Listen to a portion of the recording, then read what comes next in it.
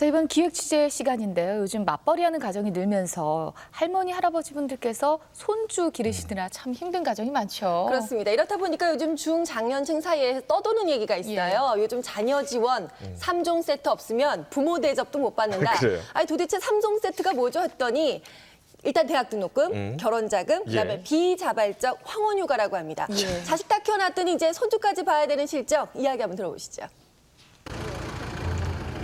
3년 전부터 황혼 육아를 시작했다는 백광숙 할머니.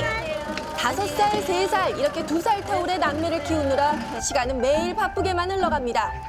맞벌이 부부인 아들 내외를 위해 선뜻 손주를 맡은 할머니는 하루 종일 육아에 시달리다 보니 몸 이곳저곳 안 아픈 곳이 없다고 하시는데요. 힘드시죠. 어깨 막 이런데도 어깨 쪽지도 아프고 그러니까 이제 주말 되면 벌써 금요일 저녁에 되면은 막 아픈 데가 생겨요. 어린이집에 보낸 것이 조금 전 같은데 금세 집에 돌아와서는 동생과 함께 할머니의 혼을 쏙 빼놓습니다. 아, 정말 정신없죠. 손주를 보며 보람을 느끼지만 아쉬운 것도 한두 가지가 아니시라는데요. 제일 좀 한 게 이제 내 시간이 없다는 거. 그 전에는 그 모임이 있거나 뭐 이러면 그런 걸 이제 마음대로 이렇게 시간을 빼서 갈 수도 있고 그랬는데 지금은 이제 뭐 갑자기 무슨 일이 있거나 그럴 때는 난감하죠 이제. 아직까지는 체력이 있다 보니 아들 내외를 위해서 육아쯤 못하겠나 싶어서 손주를 맡았지만 가끔 섭섭한 마음이 들기도 합니다. 어머니 많이 힘드시죠. 항상 고맙게 생각하고 있습니다. 이렇게 얘기를 한마디 해주면 굉장히 좋을 것 같아요. 자, 4살짜리 동갑내기 손녀딸과 외손자를 봐주는 김숙자 할머니 역시 육아 전쟁은 마찬가지라고 합니다. 일주일에 5일은 아이를 돌보느라 정신이 없다는데요. 하루도 저녁 없이.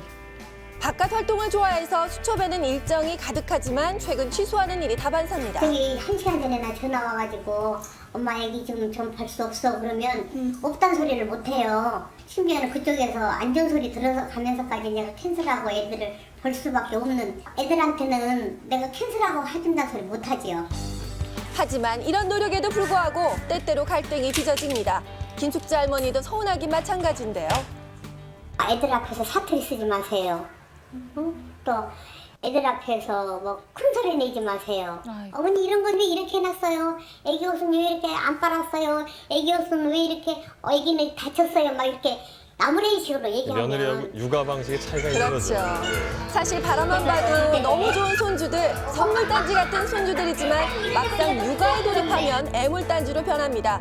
이렇다 보니 할머니들 사이에 하는 얘기가 요즘 있대요. 유행어가 뭔 줄 아니? 그러면서 아유 손주들 올 때는 반갑고 가면 더 반가워. 처음에는 너무 반갑지. 오랜만에 오기도 하고 어제 봤어도 오늘 보면 또 오랜만이야.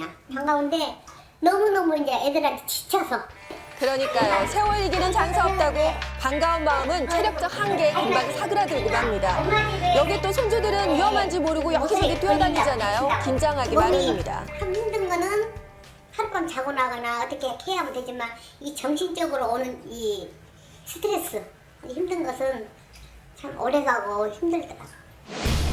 자, 우리나라 맞벌이 가정 510만 가구 중 절반을 차지하는 황혼 육아. 워킹맘의 64% 이상이 친정과 시부모에게 육아를 맡기고 있습니다. 그러던 올해 3월 우울증을 앓던 시어머니가 만삭의 며느리를 목졸라 살해한 사건도 있었는데요. 법원은 황혼 육아 갈등이 살해 주요 동기라고 밝혔습니다. 황혼 육아, 그 스트레스는 무엇일까요?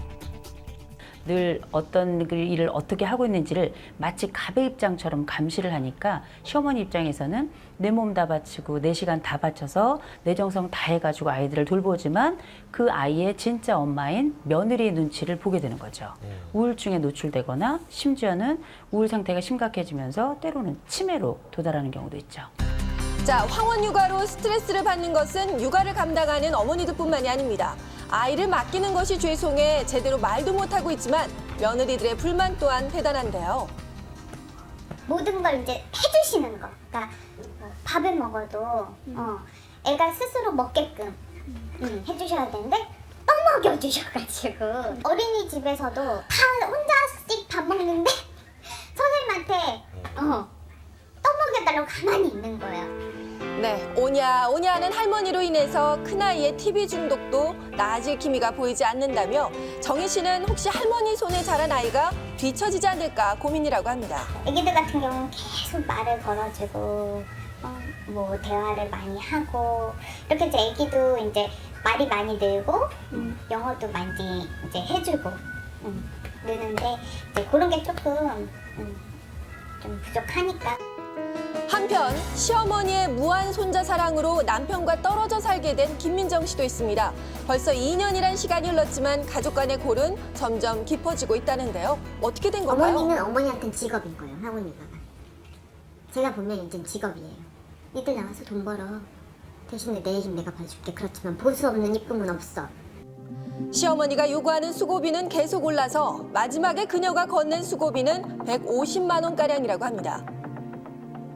어린이집 보낼 때 양말이나 옷 같은 걸 다 입혀주시면 어머니가 산 어머니 좋아하는 브랜드가 있거든요. 꼭 그 브랜드에 그걸 입혀야만 하는 거예요. 걔가 그렇게 입혀서 어린이집에 가지 않으면 그날 어린이집에 만약에 얘를 픽업하는 건 제가 해야 되는 거예요. 왜? 네가 이 옷 입혔지? 네가 해. 시간이 지나면 지날수록 아이한테 되게 막 집착도 심하고 아이의 막 모든 일거수일투족을 다 함께 하려고 그러고. 육아를 해주겠다고 나선 시어머니. 처음엔 자신의 일을 존중해주는 시어머니가 그저 고마웠는데요. 하지만 현재 그녀가 아들을 만날 수 있는 것은 일주일에 단 하루뿐입니다. 신랑 생각이 어떠냐면 또 이래. 그리고 우리 놀러 다니자. 해외여행도 가고 다니자. 애기는 어머니가 키워주실 거야. 뭐가 걱정이야. 이런 신랑이 처음에는 고맙기도 하고 야 나밖에 모르는데 이게 아닌 거죠. 뭐야? 나한테 엄마 자리를 뺏어서? 나한테 아이를 뺏어서 자기 엄마 주고 싶은 거야? 글쎄요. 아이에 대한 권리를 빼앗아간 시어머니만큼이나 원망스러운 남편. 이런 사례는 민정 씨뿐만은 아닙니다. 요즘에 그 아이에 대한 양육에 대해서 뭐 친할머니가 키워주는 경우도 있고요. 또 외할머니가 키워주는 경우도 있는데 그러다 보니까 그 외할머니와 친할머니 그리고 며느리 사위 간의 갈등이 커지고 있습니다. 그것으로 인해서 고부 갈등이라든지 이제 신고부 갈등, 장서 갈등까지 이제 이어져 가지고 이혼까지 이르는 경우도 있습니다. 40대에서 50대 중년 여성에게 설문조사를 한 결과 황혼 육아를 할 의사가 없다는 답변이 우세했습니다. 그 이유는 뭘까요? 옛날 분들이 이러시잖아요. 배만 부르면 된다고. 그래서 몸에 좋지도 않은 건데 배부르게 하려고 뭐 라면을 끓여주신다든지 아니면 뭐 햄을 구워주신다든지 이렇게 배만 불리게 하는 그런 육아 방식이 싫고. 애들은 더 많은 걸 요구해요. 내가 무슨 슈퍼어머니인 것 같이 뭐 공부도 가르쳐주고 뭐도 해야 되고 그런 걸 은연중에 말은 안 해도. 근데 나도 한계가 있거든. 또 내 생활도 있고. 사랑스러운 우리 아이를 잘 키우고자 하는 마음은 같습니다. 하지만 고부간의 사이는 멀어질 수밖에 없는 황혼 육아. 이들의 갈등을 풀 수 있는 좋은 방법은 없는 걸까요? 맞는 시간, 내가 몇 시간 맞는다. 주말에는 우리 조부모님들의 시간을 갖는다. 이런 부분들 확실하게 해주시고요. 그 다음에 부모 자식 간이지만 보수액 좀 정했으면 좋겠습니다. 만약에 너와 우리 간에 양육에 대한 갈등이 있을 수도 있다. 그럼 그 부분은 절대 아이 앞에서는 하지 말자. 그리고 우리가 이야기를 충분히 나눌 시간을 갖도록 하자라고 해서 정말 명시했으면 좋겠습니다. 네, 글쎄요. 저도 뭐 맞벌이를 하고 있습니다만 이 양육에 대해서만큼은 시어머니, 며느리 각자가 이 또 입장 차이가 분명히 있을 것 같습니다. 제가 이제 휴가를 갔다 왔을 때 네네. 일주일 동안 이제 아이를 부모님께 맡긴 적이 있었거든요. 그랬어요. 그리고 나서 보니까 굉장히 죄송스러워서 그걸 어떻게 뭐 표현을 잘 못하겠더라고요. 그러니까 제가 보기에는 일단 서로 너무 많이 배려를 해서 그러지 않을까 싶습니다. 예. 처음엔 좀 서로 아쉽더라도 서운하더라도 정해진 규칙을 만들고요. 그리고 일정 그 육아 수당을 딱 정해 놓으면 서로 간의 규칙대로 움직이기만 하면 되니까 더 좋지 않을까 하는 생각도 해봅니다. 그래요. 사실 정말 쉽지 않은 문제입니다. 원래 또 고부 간의 갈등도 있는데 사실은 자기 친정 어머니가 키우시더라도 여러 가지 갈등이 생길 수밖에 없는 게 양육의 문제라고 할 수 있습니다.